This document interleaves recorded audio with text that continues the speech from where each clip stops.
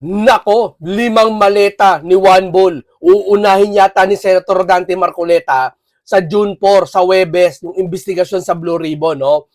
Napaina na naman sila ni Senator Dante Marcoleta at nila Cayetano. Di ba? Sinabi naman nila, ang chairman ng Blue Ribbon si Pia Cayetano. No, syempre, nakikita nila wala pang pagkilo si Pia Cayetano, pero binigla sila at nagkaroon bigla ng schedule dahil nagkaroon ng subcommittee. Oh, at tinutulan naman ito ni Juan Bull na bawal daw at illegal daw yung subcommittee.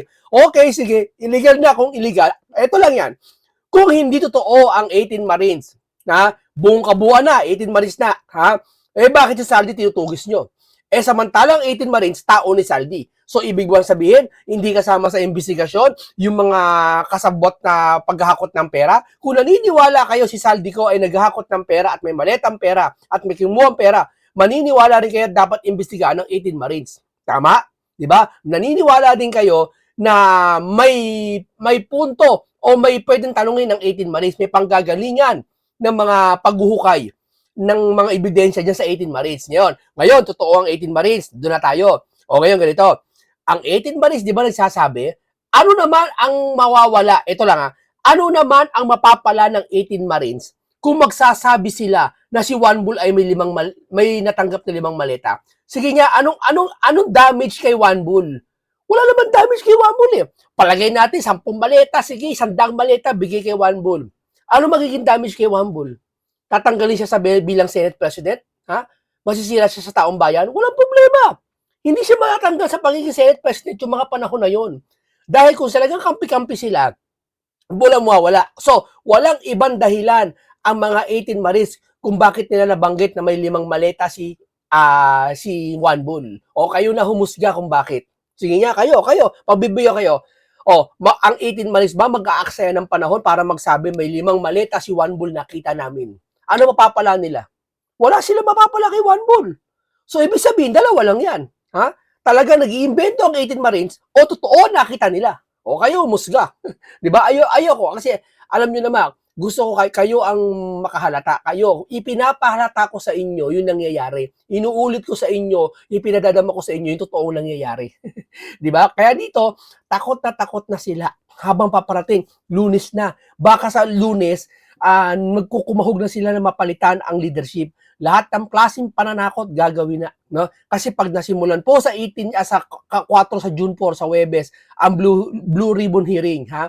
Sabihin ko sa inyo, baka linggo pa lang may malaman na si Senator Marcoleta, baka Biyernes pa lang lalabas na talaga kung sino mastermind. At lahat yan ididiin sila ng mastermind. Tsakya, bakit? Sino ba naman tao na madidiin? Sino ba naman tao gusto makulong ng habang buhay? Sino ba naman tao dyan sa mga politiko, sa congressman na ipapatawag na makulong siya? Ha? Siyempre, ikakanta na niya. Aako siya. Nasabi niya, magiging state witness ako, aaminin ko lahat. Walang makakakontra. Wala silang pakialam kahit gawin ni Senator Marcoleta state witness si Diskaya. Wala kayong magagawa. Lalabas ang katotohanan. Di ba? Ganun lang yon. O ngayon, dako tayo dito sa kay Mike Defensor sa kanyang nakakakilabot na payag at kay yung isang Banayo, Lito Banayo din, no? Yung kaso sa akin, yung kaso na final ni General Anyo and also yung final ni former Senator Trillanes. Yung isa was unlawful utterances and yung isa naman as cyber libel. Oo, kasama si Jay Solsa, kasama sila. Sabi nila nagpapanik na ang Malacanang. Balita lang yan, hindi galing sa akin yan ha. Bakit? Napa-privilege speech yata si Bonget, di ba nakaraan? Tungkol dyan kay Bato, ayaw niyang payagan ng video conference. Kumbaga napabaligwas sa kanyang kinaupuan. Nasabihin, nagpapanik. Alam mo yun, abang tayo. Linggo kasi ngayon patay ang balita ngayon pinapatay nila ang balita pala. 'Di ba? Kahit alam na nila yung may mga nangyayari na, Lunes sasabog lahat ng balita. Abangan nyo. Yung mga banatero, sila coach, sila Banatbay, nandito kanina. Para nga kaming reunion Dito nagpunta sila Mike dito, counter affidavit yata dahil dinimanda sila.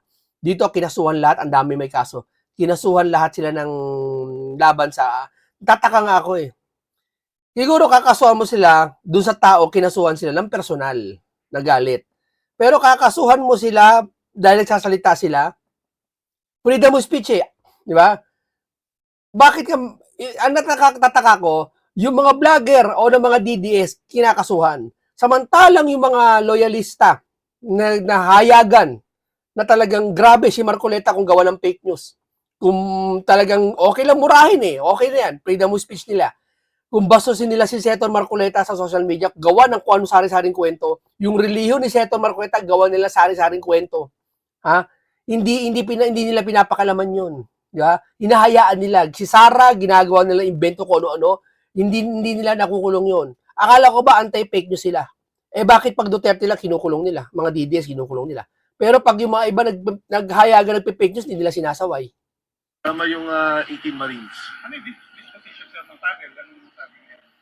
Wala naman, tinanggap lang yung aming kasagutan doon sa complete affidavit na final sa amin. So nag-file kami and then binibigyan sila ng pagkakataon ulit na magkaroon ng counter affidavit doon sa final namin. So, andyan ngayon, siguro ang masasabi ko lang, medyo mabigat talaga kasi yung mga nandito, ito yung mga galit sa korupsyon eh. Ito yung mga nagsasalita laban sa korupsyon. Di ba yung 18 Marines, ako naman yung participation ko sa pagtulong sa kanila, tapos nandyan sila Jason sa sila Cathy Binag, yung mga nagkakaso, yung sila Banat Bay. So parang mas nauna pa kaming nakasuhan kaysa sa totoong mga nagnakaw doon sa flood control scam na hanggang sa ngayon, wala kami nakikitang kasagutan. Ano nakikita yung motibo sa Sa ngayon, humigit kumulang 40 na kaming nakasuhan. Ito yung mga nagsasalita na galit sa korupsyon, humihingi na magkaroon ng hearing sa Blue Ribbon Committee, nung araw sumisigaw sa independent. Ngayon lang ako nakakita ng mga, wag na lang sila may defensor, wag na lang. Wag na lang yung mga yan kasi mga DDS yan eh, magkakaroon ng kulay eh. Pero ngayon lang ako nakakita ng panawagan na nakakaraming mga Pilipino. Alam mo kasi, wag nyo sabihin na walang nananawagan. Akala kasi nila puro trolls yun nasa Facebook eh. Puro trolls? Magre-react ng 200,000, 100,000 react? Puro trolls? Sino politiko magbabayad ng 100,000 araw-araw na trolls? Ha? Abi, grabe yun. Iniubos na pera nun. Sa kukuha ng pera yun? Kung si Sara Duterte, sa kukuha ng pera yun? Ibig sabihin pala, wala nagsasalitang taong bayan? Ha? Ang laki-laki, lumabas ka ng bahay mo ngayon. Sumilip ka, iikot mo ulo mo. Tignan mo, napakalawak ng lugar nyo. Daming tao sa paligid. Ibig mo sabihin, lahat yan tahimik sa politiko, wala pa silang pakialam dyan? Wala nagsasalita dyan? Ang paniniwala nila, puro trolls lang nagsasalita. Kaya iniisip nila, okay pa yung ginagawa nila kasi wala nagsasalita sa kanila. Eh hindi nila alam, ang sinasabi na nakakarami, imbestigahan ng Blue Ribbon. At hindi trolls na nagsasabi niyan. Taong bayan mismo nagsasabi niyan. Imbestigahan. Kaya ngayon lang ako nakakita na gustong imbestigahan na nakakarami na buksan ng Blue Ribbon, ayaw nila. Ang daming kondisyon, ang daming requirement ni Pinky nakaraan. Ang dami ngayon na umahadlang.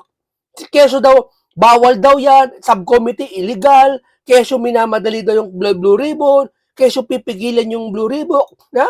May nabalitaan pa ako sa chismis lang ha, ito chismis lang to ha, pipigilan daw si Senator Marcoleta sa Huwebes para daw hindi matuloy ang hearing. Eh hindi ko alam paano pipigilan ang gagawin nila. Chismis lang yan, sana hindi totoo yan. Di ba?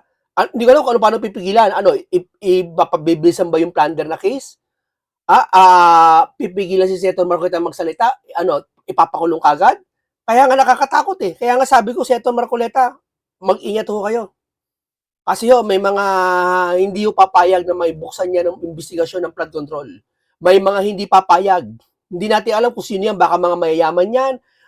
Siyempre, mga politiko yan. Ha? At mga nabigyan ng maleta yan. At yung mastermind, siyempre, kumikilos. Pero, may mga kasabot yan po na marami. Eh, ingat po kayo, Senator Marcoleta. Dahil nasa sa inyo po nakasalalay ang lahat ng gito.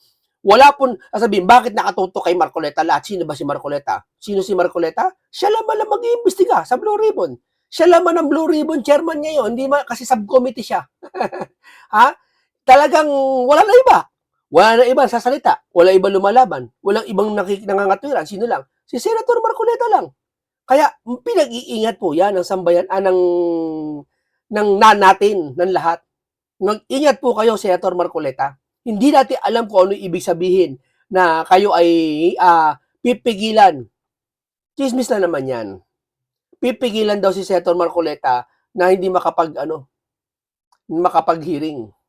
And yung Infrastructure Commission, hanggang sa ngayon humingi kami na asa na, ba't hindi pinapatawag, hindi kinakasuhan yung mga tao. Sabi na si Speaker Romualdez no, may kaso na pero hindi ko pa rin alam kung ano yung kaso na yun. Hindi ko pa rin siya nakikita sa Blue Ribbon Committee hearing. Si Saldico, na siyang sinasabing mastermind hanggang sa ngayon, laya at nasa ibang bansa. So, ito yung sitwasyon namin. Kaya, syempre, galit yung mga tao. Trilyon-trilyon yung nawala eh. Maraming pondo ang nawawala. Ngayong araw lang, nag-file si Dr. Tony Liachon ng kaso tungkol sa PhilHealth dahil doon sa 60 billion. So, bakit naman kami yung kinakasuhan na kami yung nagsasalita, galit lang kami sa nangyayari at palagay ko, ito din ang sentimiento ng maraming Pilipino. Siyempre, pananaw ng iba, hindi, politika kasi. Ako, sa akin, walang politika dahil kasama ko si Bongbong Marcos at saka si Inday Sara Duterte nung araw nung nagkampanya. Ako lumabas naman at nagsalita nung lumabas si Sergeant Orly Gutesa na sinabi niya nag-deliver siya ng pera at nung nakita ko yung 18 Marines, nung magsasalta sila, sabi ko tutulungan ko sila. Totoo din naman yung sinasabi nila, di ba? Yung sinasabi lang ibig ko sabihin, yung sinasabi nila mismo personal na alam nila yung kanilang partisipasyon. At nagalit din sila nung nakita na yung flood control leading na yung pala yung naging resulta ng... Hindi, ganito na lang, Mike. Pag nagpatawag ng hearing, huwag ka pupunta sa hearing. Kahit imbitahan ka, huwag ka pupunta. Bakit? Magkakaroon ng conflict. Una-una, ikaw gumastos kay Senator Marcoleta. Isa ka sa mga gumastos sa campaign niya. Magkakaroon ng kulay, magkakaroon ng hinala sila. Mas maganda yung 18 Maris na lang kasi yung 18 Maris, hindi naman galing sa iyan eh. Kay Saldi galing yan eh. Oo, pati si Gutesa eh. Mas maganda, wag kang pupunta doon sa hearing. Yun lang yun. Ang payo ko lang. Para mas maganda, mas lumitaw ang katotohanan. 18 Maris mismo ang magsalita. Diba? Korupsyon na nakikita nila sa ngayon. Sila yung nagdi-deliver ng pera kung sino-sino. Ang sabi dati ni Senator Ping Lacson, 67 ang congressman na contractors. Yung kay Diskaya, may mga sinabi siyang congressman, senador. I think all in all, sa affidavit ng Marines, may mga 22 na congressmen, may mga cabinet secretary, may mga senador. Eh wala, kami ang nakakasuhan eh, yung mga nagsasalita. Pero yung mga dapat kasuhan sana at imbestigahan, wala kami nakikita.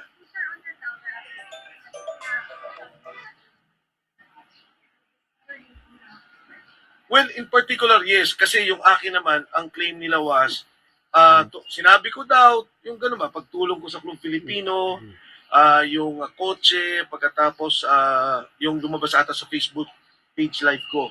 So, then again, gano'n din yun. No? Like kayong lahat sa media, social media, kung ano yung sinasabi ko, hindi nyo sentimento yun o personal nyo sinasabi o sinusuportahan. Kundi nilalahad nyo lang kung ano yung mga binabanggit ko sa ngayon. At ganoon din yung aking naging partisipasyon. Kung ano yung nilalahad nila at kung ano yung sinasabi nila na katotohanan na alam nila, eh dapat naman talaga pagbigyan sila. At hinahamon ko pa rin nga hanggang ngayon ang Kongreso at ang Senado. Patawag nila yung 18 Marines. Kung tingin nila nagsisinungaling at walang katotohanan. Saka ito pa, o yan. Yung mga sinasabi. Yung 18 Maris na yan, ayaw nila ipatawag. Bakit? Mas marami kasi alam kay Gutesa yan eh. Si Gutesa po kasi, ang alam lang po niya, yung sinabi niya nakaraan. Tungkol, at kaparehas ng kay Diskaya, at kaparehas ng kay sinasabi ni Saldico. Pero yung 18 Marines, iba po yan. Hindi sila para magsinungaling. Tandaan nyo, napakahirap po magsinungaling, lalo na ipinipresent mo yung sarili mo. Kami, parang awan nyo na, ipatawag nyo kami. Napakahirap nun. Oo, mag-iimbento ka. 18 kayo, mag-iimbento kayo. Mahirap yun, kahit mag-review kayo. Oo, baka sabihin, sa haba ng panahon, nakapag-review na yan. Sige, pagkalagay din nakapag-review na. Bakit yung una dati? Na lumabas yan, hindi nyo pinatawag. Di sana hindi pa nakapag-review yan. Diba? Ibig sabihin, una pa lang, malakas ang loob nila na magpakita. Una pa lang, malakas ang loob nila na ipatawag sila. Diba? Gusto nila ipatawag sila. Isa sinasabi nila, walang laktaw. Ibig sabihin, mahirap kasi sa 18, 18 po yan. Lahat tatanungin dyan. Halimbawa, ganito. Nagsalita yung isa. Nasaan ka yung panahon na yon? Nandito po ako, nakita ko po sa kwarto. Yung isa tatanungin. Kung di tutugma doon sa isa, ayari. Malalaman mo sa kwento yan kung tutugma eh. kahit sino, kahit grade 1 lang ang nagkukwentuhan mo, malalaman nila kung tutugma yung kukwento mo sa hindi. Na nag-iimbento. Mahirap mag-imbento, tandaan nyo. Kahit sabihin mo may script na sila, palagi mo may script na sila, no? Pag tinanong sila, ano ba, tinanong sila ni Risa, tinanong sila ni Pinky, no? Mauutal sila kung hindi talaga totoo nangyari yon. Dahil 18 sila. Ibig sabihin, kaya ayaw nilang ipatawag yon dahil solid yung 18 na yon na nakasaksi mismo, nakakaalam mismo. Hindi sila tinuruan ni Mike. Ako, tingin ko ganyan ang mangyayari. Eh di tingnan nila, atakihin nila, at talagang sirain nila yung testimonya. Pero katulad na sinabi ko, pag ikaw nagsasabi ng totoo, mahirap kang pawalang katotohanan o sabing kasinungalingan yung mga sinasabi mo. Andiyan pa sila. Ito tingin nyo pa. Hindi lang yan kinakatakutan nila, hindi lang yan. Ito, isa na to, si Juan Bull. Limang malaking maleta na umano'y natanggap ni Soto, posibleng manaungkat ng pagdinig ng Blue Ribbon. Diba? Maaari mauungkat yan. Di ko alam, uunahin ni Senator Marcoleta yan. Pero sa ingay nila ngayon, baka unahin ni Senator Marcoleta yan. Diba? Ito pa, 6 na medium size na maleta na umano'y natanggap ni Tulfo, posibleng maungkat sa pagdinig ng Blue Ribbon. O, yan, isa pa yak. Diba? O, eto kung nakatanggap si Jinggoy ng maleta at pera, okay, granted, makulong si Jinggoy, pati si Chis Escudero. Pero saan ba nila nakuha yung kaso ni Jinggoy? Bakit ikukulong at kakasuhan si Jinggoy? 'Di ba sa mga testimony din na inimbitahan nila diyan sa ICI yata yan Alam ko nang galing sa ICI yan bakit ito? Itong mamang ito. Meron din 6 medium. Allegedly, hindi pa sigurado. Para masigurado, ba din yung imbitahan yung 18 Marines?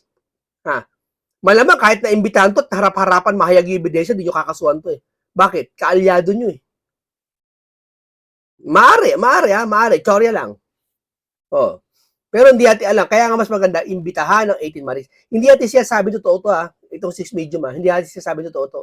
Pati itong 5 maleta, sila may sabi niyan. Ito, yung page na yan. At yung 18 Marines na nagsabi niyan. Hindi ako Nagre-react lang tayo. Tuso tayo. Mas tuso tayo dapat sa kanila. Di ba? Okay. Nagulat lang po ako sa lahat ng pwedeng maging reaksyon ni Senator Tito Soto. Sabi niya, it's illegal. Illegal daw, di ba? Alam niyo na kung bakit. Mas madami silang kaso Kasi hindi lang naman ako, dalawang kay former Secretary Anyo at former Senator Trillanes. Yung kanila, merong kay General Katapang, kay Father Flavi, kay Kong Dilima. Ang dami sangkot dyan, di ba? May nabigyan pa daw yung father ata, nabigyan pa. Pati mga general, di ba? Ang dami niyan. Napakalawak ng to. Kaya nga, galit na galit sila kay Senator Marcoleta lahat puntahan nyo yung mga page ng Pink. Tignan nyo. Lahat ng Pink Lawan, puntahan nyo. Lalo yung mga vlogger. Iisa naratibo nila ngayon, si Marcoleta tirahin. Gusto nila talagang, si Marcoleta bakbakan. Na mapresyo si Marcoleta para yung taong bayan mapaniwala na si Marcoleta nag-iimbento lang. Yan ang bakit? Kasi damay sila dyan Damay mga amo nila dyan Si Risa, hindi naman nabigyan si Risa. Hindi, wala naman si Risa Hindi naman nabigyan sa maleta Pero yung ibang mga Pink Lawan, alam nyo na kung sino-sino yun, di ba? Nabigyan ng mali-maletang pera. Kung hindi totoo yun, bakit sila ayaw pa imbestigahan? Kung hindi totoo 18 Marines, ba't ayaw nila pa imbestigahan yung 18 Marines? Ba't pinipigilan nyo? Ito, pigilan nyo si Senator Marcoleta ngayon. Consolidated, pero dun sa iba naman, hindi naman ako sinama. Pati yung sa Banateros, may ibang case yun yung paglabas sila during the interview na nagkaroon sila sa Banateros. Biruin mo, Banateros, isang media rin yan. Sila Banat Bay, sila Boss Dada. Isang program sa SMNI, in-interview si mga 18 Marines, nagtatanong lang sila, bakit kinasuhan nyo? Ano yan? Bakit yung malaking media na gano'n din naman ginagawa, hindi nyo kinasuhan? So, masama na pala pag yung 18 Marines tinanong mo. Tanongin mo, 18 Marines, sino po ba yung naghakot ng mga pera? Ano mga pangalan? Di ba? May kaso ka na. Nag-i-interview ka lang, may kaso ka na. Bakit? Di ba? Hindi ba dapat kasuhan mo yung 18 Marines lang, hindi yung mga nagtatanong, hindi yung parang anchor na, parang sila ba anchor na Dahil host sila dun sa isang programa sa SMNI na kung tawagin, Vox Populi. Di ba? Ba't kinasuhan sila Banat Bay? ba? Tataka ka eh. Di ba? Tataka ka eh. Bakit? Ano meron? Masama ba interviewin yung 18 Marines? Siguro kaya masama kasi bawal di ipatawag. Bawal niya ipatawag, i-interviewin pa. Ganun din siguro yun. Yeah. Baka nga makita mong kausap mo yung 18 Marines, kasuhan ka eh. Kahit sa isang restaurant, sa isang mall, makita mo 18 Marines, nagpa-picture ka, baka kasuhan ka eh. Di ba? Bakit? Anong meron? Ng panahon na yun. Sa akin, unlawful utterances.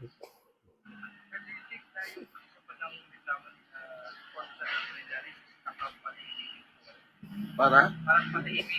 Oo. Ang kaso ko sa ngayon, 6 na. At nagkaroon lang ako ng kaso nung nagsimulang lumabas si Sergeant Cotesa.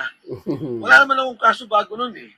Kaya nga nakakalungkot na yung mga nagsasalita sa korupsyon, 40 na yan ha, na wala namang kinalaman sa flood control. Wala, nagsalita lang sila, galit sila, nananawagan sila ng investigasyon, nagsasabi sila na mali ang ginagawa ng gobyerno, nagsasabi sila na may mga pinagtatakpan, sila yung kinakasuhan.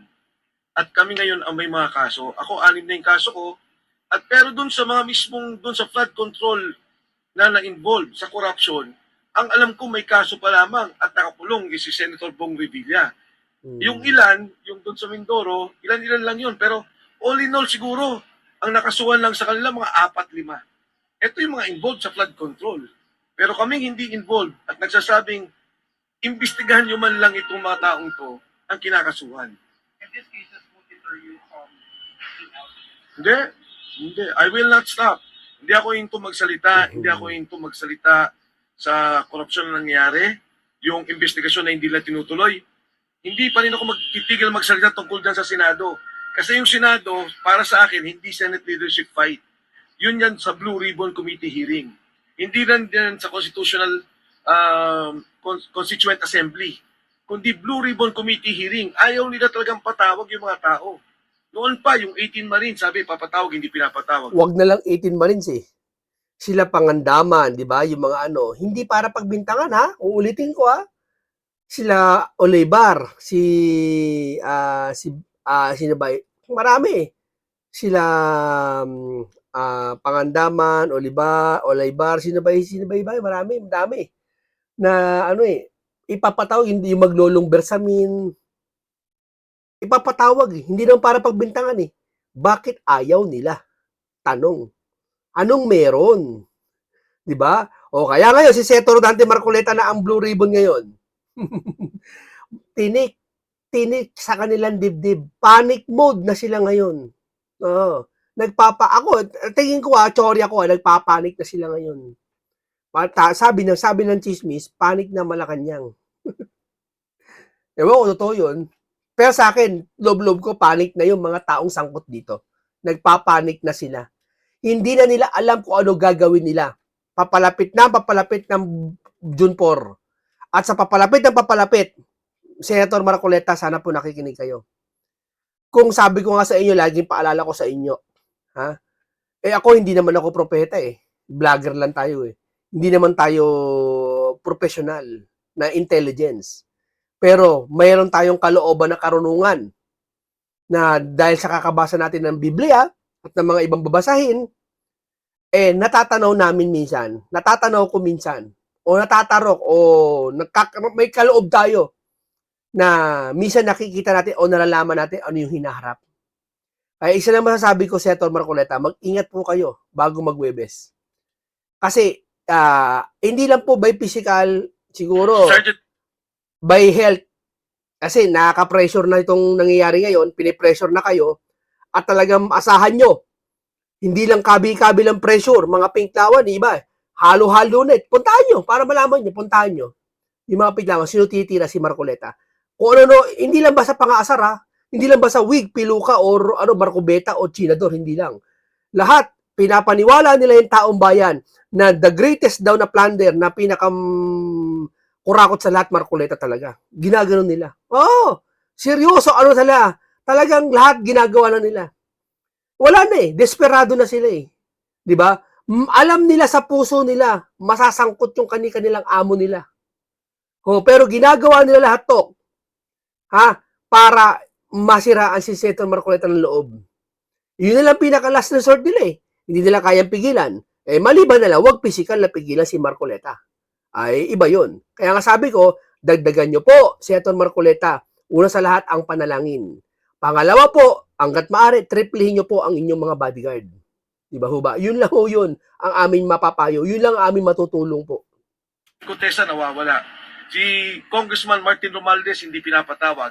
Si Senator Ping mismo sinabi, E.S. Bersamin, si Adrian Bersamin, Secretary Pangandaman, si Traigip Olaybar, siya mismo nagsabi 8 billion nilokong presidente pero hindi pinapatawag.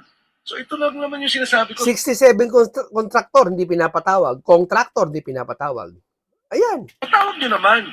Kasi hindi nyo naman pera yan eh. Pera yan ng taong bayan. Lalo ngayon may krisis, may problema. At ngayon, uulan na naman. Eh, malaman naman ng tao at magkaroon ng hustisya ang taong bayan. Naghihiring, ha? Naghihiring sila dyan. Pinky dati, walang pinapatawag. Sayang ang pera ng taong bayan. Pinapasahod. Ang hearing na yan, mahal-mahal dyan. Ang mahal ng gastos niya sa hearing na yan. Maniwala kayo. Maabot at ng milyon-milyon yan, yung hearing na yan. Tapos walang pinapatawag. Niloloko taong bayan. Harap-harapan na eh. Kaya nga sabi ko sa inyo, yung mga pakiramdam ngayon ng mga sangkot, nanginginig na. Hindi na malaman kung anong gagawin. Baka gumawa sila ng kadesperaduhan. Wag naman sana. Kaya nga, Senator Marcoleta, gabayan po kayo ng Panginoon Diyos. Nanginginig na po ang mga laman ng mga gustong mga sangkot sa flood control at papatawag na po sila. Di ba? Huwag natin pangalanan kung sino-sino yun. Alam nyo na kung sino-sino yun. Sir, ano ang sabi niyo kaya daw hindi matuloy yung hindi pinipemahan ng iba mga senador yung report ng Blue Ribbon? Walang koneksyon ng partial report para sa investigasyon. In fact, kahit naman sa Kongreso, o kahit sa Senado, ngayon lang ako nakarinig ng partial report. But assuming, gusto niya muna may partial report, kaya ipatawag pa rin yung mga tao. Because even if ayaw pirmahan, as long as patawag mo yung mga tao, madinig talaga yung mga salita nila, and then later on, ma-form mo yung mas magandang report, eh palagay ko, susuportahan nyo ng mga kapwa senador. Handang-handa ka kapag ipatawag. Actually, yung Senate Blue Ribbon Committee naman, in particular sa akin, hindi ko alam kung papatawag nila ako. Hindi, Pero, Mike. susuportahan ko. Hindi na kailangan ikaw doon. Saka una-una, wala ka namang kinalaman dyan eh. Sumusuporta lang siya doon sa mga 18 Marines eh. Kalabi sa'yo pag pinatawag ka. Hindi, wag. Magkaka-conflict. Yung mga taong ipapatawag nila, like yung 18 Marines, katulad ng Sergeant Contessa. Kasi sila yung may mga personal knowledge sa dalahan ng pera. Klarong-klaro to. Paglabas ng 18 Marines, tanongin ninyo, sa isang delivery, pinakamaliit 500 million. Pinakamalaking delivery, 4 billion. 3 times a week. So sa isang buwan, sa 500 million na lang, ang pinag-usapan natin ay 6 na bilyong piso na pera ng Pilipino. So ito yung sinasabi ng mga tao ng 18 Marines na alam po namin. Ngayon, ang dugtong niyan ay si Saldico. Saan mo nakuha yung perang yan? Nanggaling ba yan sa flood control? Ano bang kontrata yan? Galing ba yan sa mga kalye na ginagawa o kung ano pa man? At sino nag-deliver ng pera? Dahil ang pag-deliver ng pera sa Valle Verde at pagkatapos mula doon, nilalagay na sa maleta, dinadala kay Saldico at dinideliver at dinadala kung kani-kanino. Salamat po. Okay, ganito lang po muna tayo, no? Dito talagang pinaalala sa atin at ni-remind lang po natin kayong lahat na walang masama na tayo ay sumuporta sa gagawing hearing ni Senator Rodante Marcoleta. At sa pagsuporta natin, sa pamamagitan lang ng pagpapayo natin kay Senator Marcoleta, tama, sapat na siguro yung para maigantihan natin sila na napipressure sila ngayon. Pati majority napipressure ngayon, ha? Napipressure sila ngayon, binipressure sila. Hindi dahil para palitan sila ng leadership. Napipressure sila dahil yung flood control issue nga, gusto nila wag matuloy ang Blue Ribbon hearing. Yan, talaga. Pipigilan nila si Dante para wag matuloy ang BRC, yung Blue Ribbon na yan. Yan ang nakikita at nagtsotsore ng napakarami. At alam nyo naman yun. Alam nyo naman, di ba? Hindi na para kailangan ito pag-isipan pa. Ano to, 1 plus 1 equals 2 na to. Di ba? Talagang kitang-kita mo naman kung ano yung ayaw nilang mangyari. Hindi sa impeachment to. Hindi para sa impeachment. Ang impeachment, walang numero. 16 ang kailangan, tandaan nyo.